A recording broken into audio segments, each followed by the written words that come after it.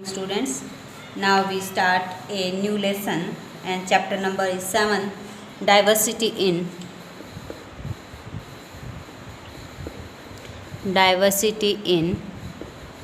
living organisms. Living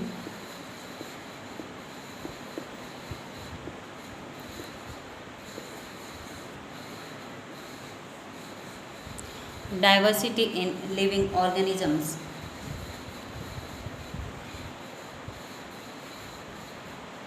The diversity means the different varieties. Diversity means the different varieties of plants and animals.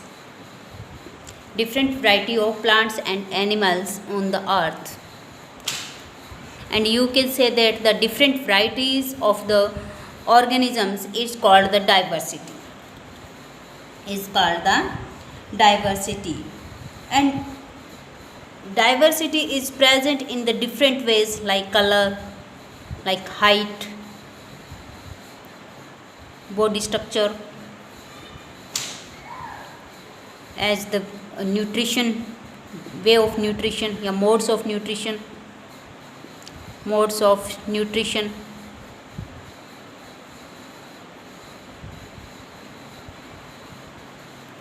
On the basis of the diversity, it is very important to classify the organisms in different ways. And now, what is the main reason? What is the basis of classification? The main reason of the classification, what is the base to classify the organisms? And to this, according to the classification and according to the diversity, a thinker Aristotle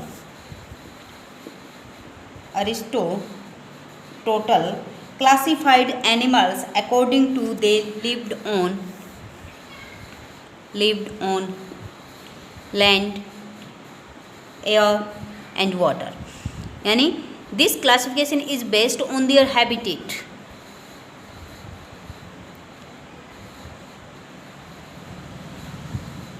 On the basis of this, some animals are live in the sea, includes corals, whales, octopus and sharks. We can say that these animals live in the same habitat, but they have the different from each other in numerous ways. Habitat is only the point they share in common.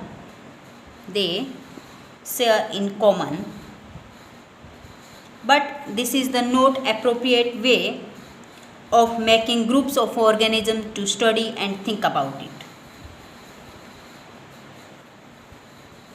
After that, we decide a new characteristics. A characteristics perform a particular function.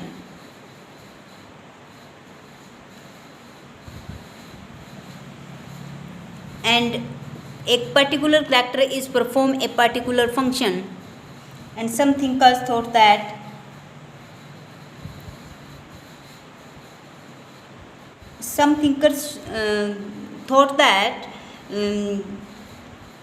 what is the base of the classification?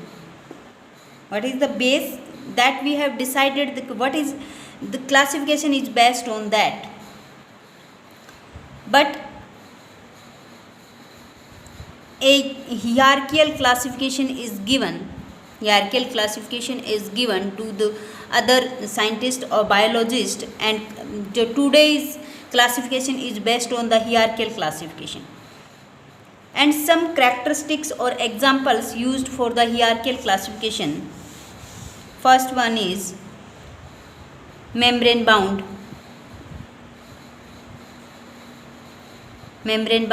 organisms, membrane bound organelles, nucleus,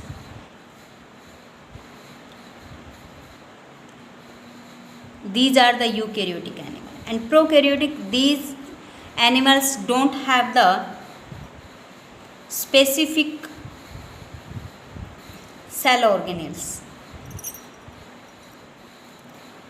And other classification is कि what is the mode of nutrition. The organisms that they prepare their own food through the process of photosynthesis, and the other organisms they don't have performed the photosynthesis. The different types of questions on that time that was in the mind of the scientist, but we have asked a hierarchical developing characteristics of body design used for classification of plants be very different from the important classifications of the animals. Animals they don't prepare their food by oven. They are the heterotrophic and they prepare their own food himself. They are the autotrophic. It means plant and it means animals and other organisms.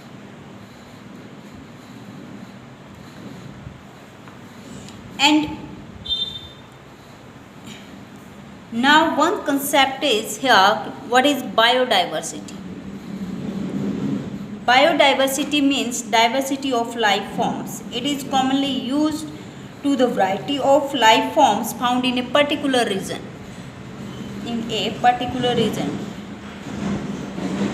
Diverse life forms share of environment and other affected to each other.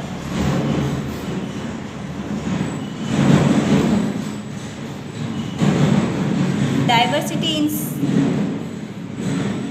such communities is affected by a particular character of land, water, climate,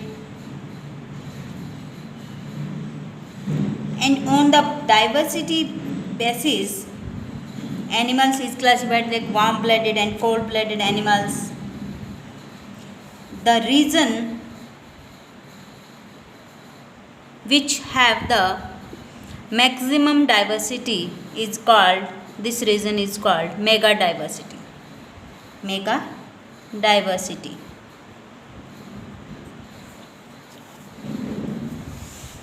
Now the next is hierarchical classification.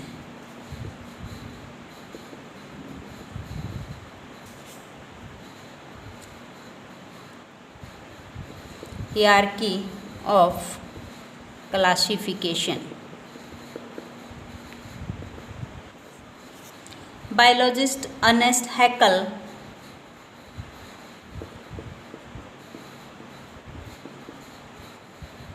Robert Whittaker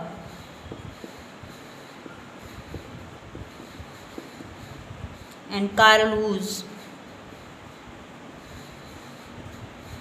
have tried to classify all organisms in broad categories and called kingdoms.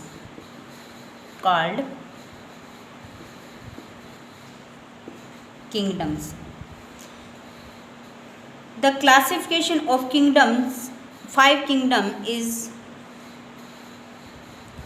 proposed by the Whittaker, that is Monera, Protista, fungi, plantae, and animalia.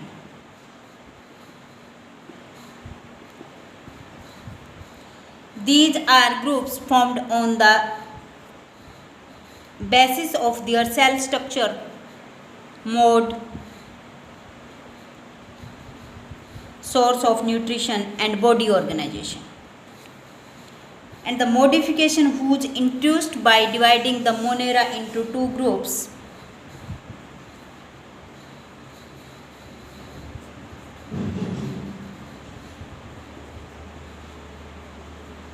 Archaebacteria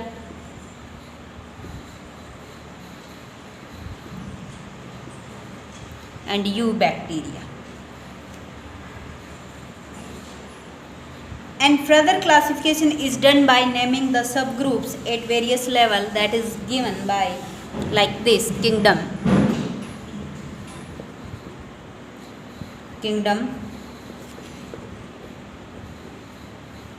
phylum. Phylum word used for the animals, and if we give the classification of plants, then we put here the division: class, order, then family, then genus, then species. And the hierarchical classification right in this way.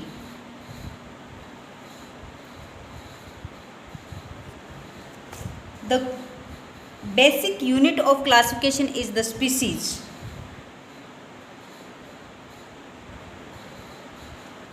The important characteristics of 5 kingdoms according to the Whitaker is like: first is Monera.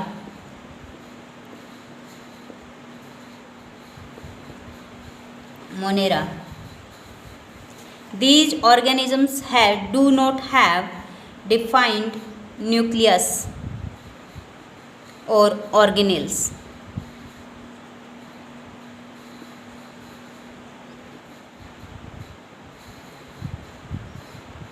And do not have multicellular body design.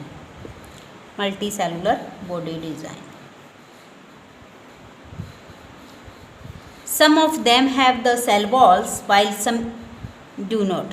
Cell wall present or not present. The mode of nutrition is autotrophic or heterotrophic. Examples: bacteria, blue-green algae, and mycoplasma. And second one is Protista.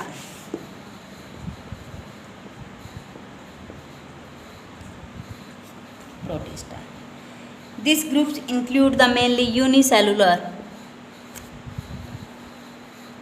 eukaryotic organisms. Some of these organisms have appendages such as hair-like structure, cilia or flagella, and they can use it for the moving. And their mode of nutrition is autotrophic or heterotrophic. Example is diatoms and protozoans.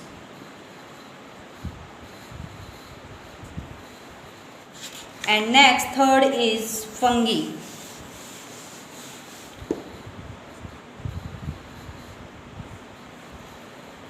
These organisms are heterotrophic and eukaryotic. They use decaying organic material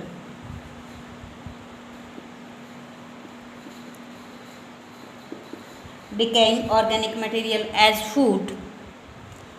a food, so they are called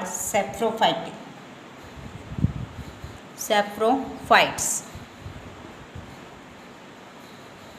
Many of them have the capacity of multicellular organism at certain stages in their lives. They have the cell wall made of a tough complex sugar called chitin. Example is yeast and mushroom.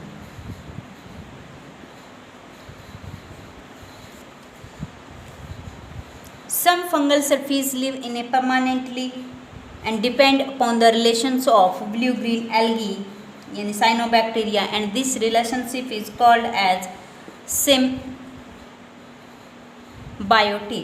And these symbiotic life forms the lichens. Lichens are seen on the slow growing large colored patches on the bark of the trees. Next one is plantae.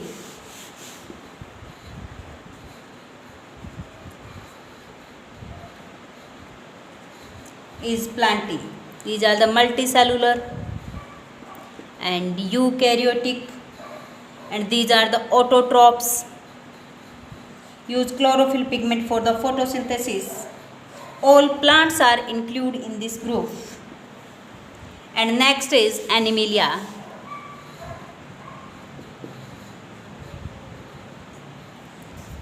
These include all organisms which have multicellular and eukaryotic animals. They are heterotrophic without the cell walls.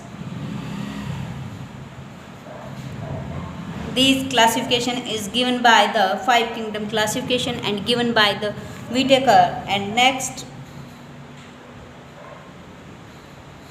we start a new topic is plantae, and this is start in the next video. Thanks. Have a nice day.